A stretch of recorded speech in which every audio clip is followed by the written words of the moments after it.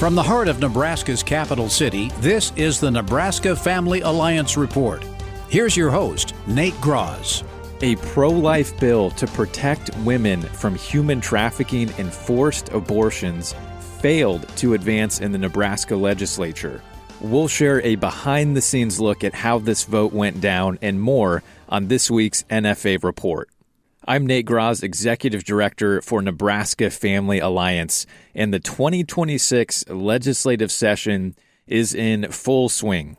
And this year, there are some very important opportunities, and we're already seeing debate on making meaningful changes, things like protecting girls' locker rooms and bathrooms, keeping kids safe online, and advancing a culture of life in Nebraska.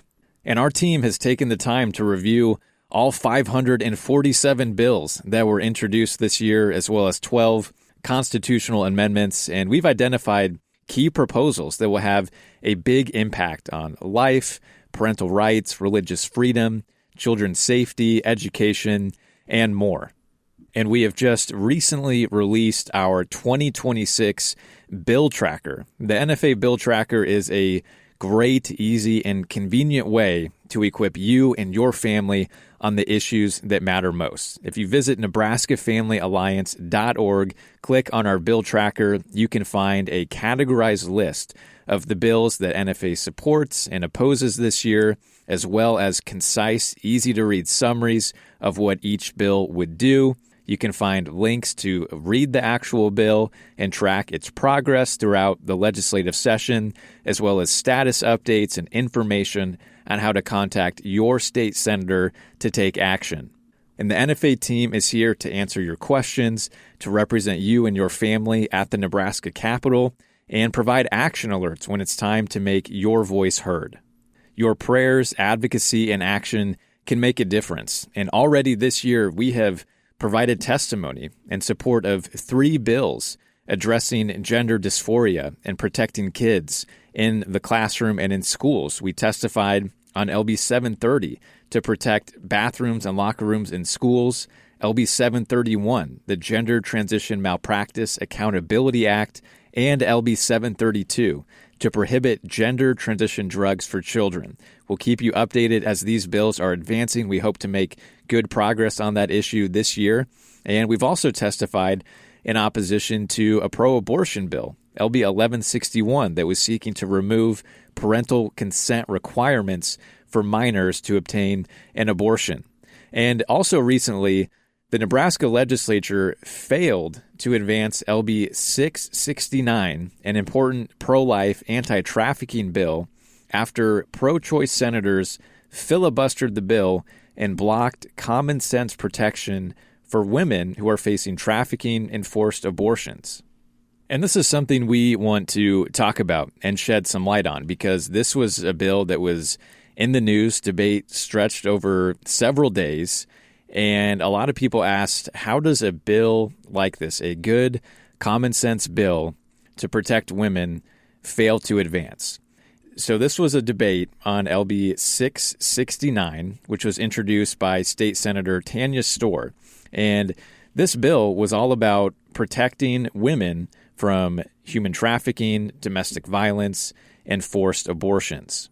Specifically, the bill was seeking to strengthen Nebraska's existing informed consent laws for abortion by requiring abortion providers to actually have to screen and look for signs of coercion, domestic violence, and human trafficking before performing an abortion.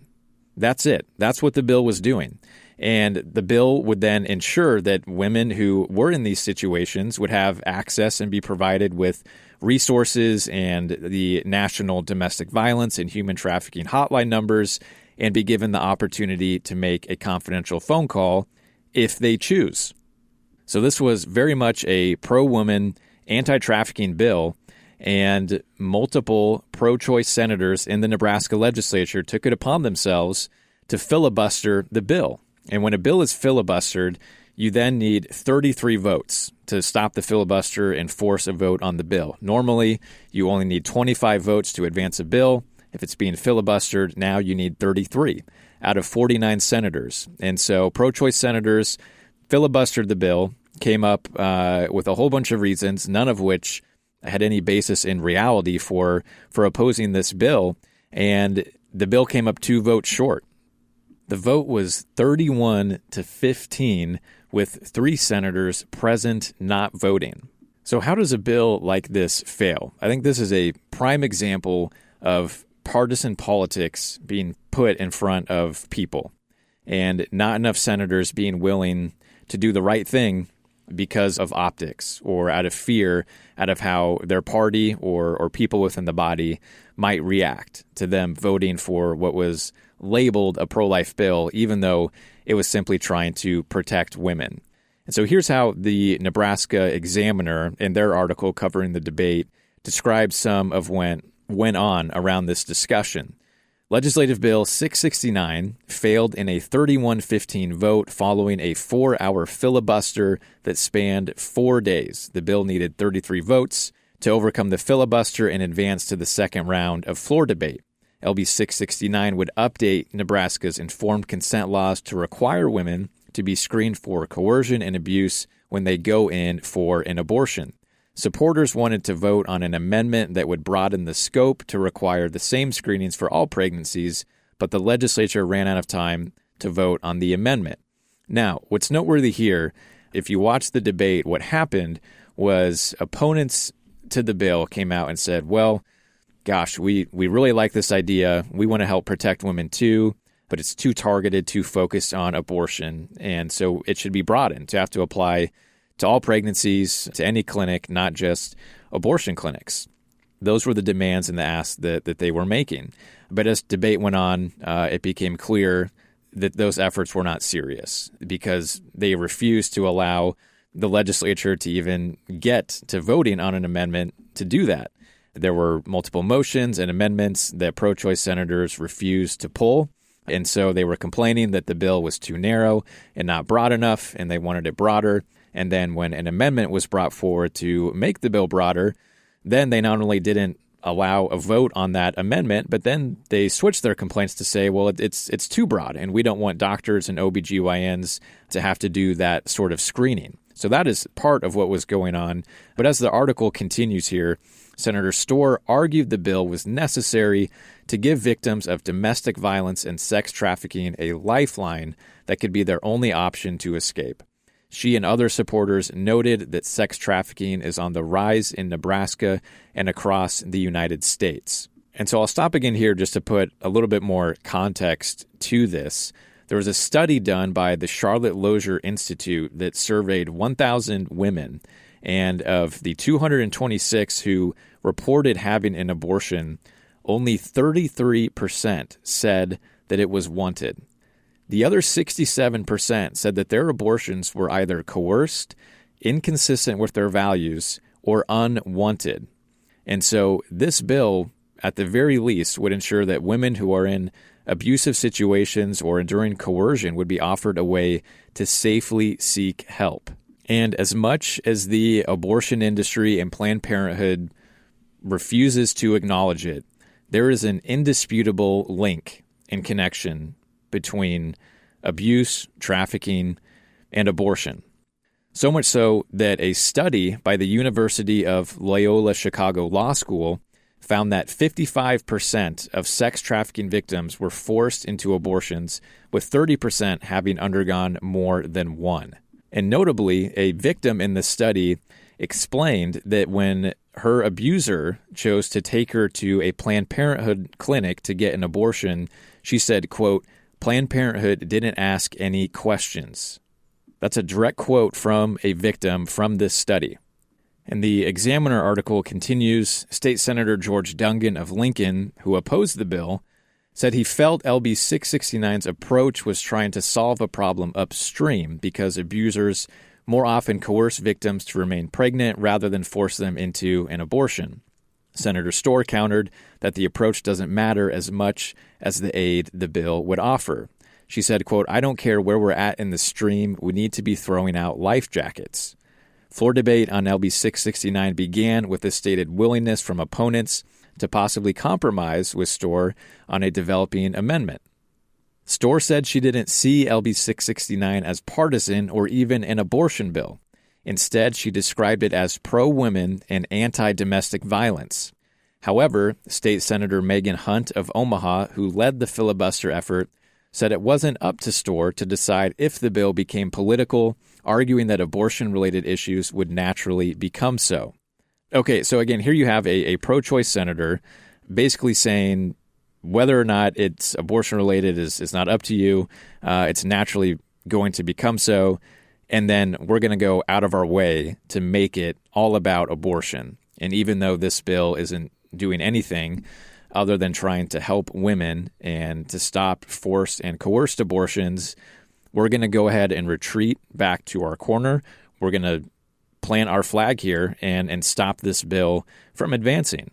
And here again from the article, while Senator Hunt said she was initially open to Storr's amendment, which again she brought only at the request of the opponents, she later opposed the amendment because Hunt argued it would give obstetricians and other physicians an unnecessary extra chore. Storr took issue with Hunt's argument, saying that such screenings would align with the Hippocratic Oath physicians take, saying, quote, "These women are not a box to check." And so really, this is an unfortunate look at the ugly side of politics and what goes on at the legislature. Here you had a very good bill, which should be a bipartisan bill, that gets derailed and ultimately fails because of partisan politics. And the legislature had a very clear choice here: to stand with women who are being exploited and abused, or to side with the abortion lobby, who was bending over backwards to spread misinformation while profiting at the expense of women who are oftentimes in danger. And again, we know that sex trafficking and abortion are linked. And this bill simply would have given pregnant women who are in danger a critical layer of protection. And despite the bill's narrow focus on safety and accountability, not a single Democrat senator voted in support of this bill. And again, you had 3 senators who refused to even cast a vote. And by doing so, that meant rejecting a simple screening to prevent human trafficking and forced abortions. It denied vulnerable women access to information that could help them escape dangerous situation. And we know that as sex trafficking and domestic violence persist as real problems here in our state, pro-choice senators chose politics over people, and they voted against the most basic safeguards to identify and help victims. And women and children and families in Nebraska deserve a lot better. And that's why we will continue to advocate for policies that protect women and children, and to hold lawmakers accountable from these ideologies and special interest groups that are prioritizing their agendas over human dignity. And so we're going to keep looking for ways to try to advance this bill or to attach it onto other bills. We don't want this to be the final word. This was an incredibly revealing and disappointing vote, but we're going to keep working. We want Nebraska to be a leader in defending and protecting life and in combating human trafficking. So we encourage you to visit NebraskaFamilyAlliance.org. We have to have people staying engaged and informed and speaking out. We all have a role to play, and together we can help Nebraska be a place where God is honored, life is cherished, and families flourish.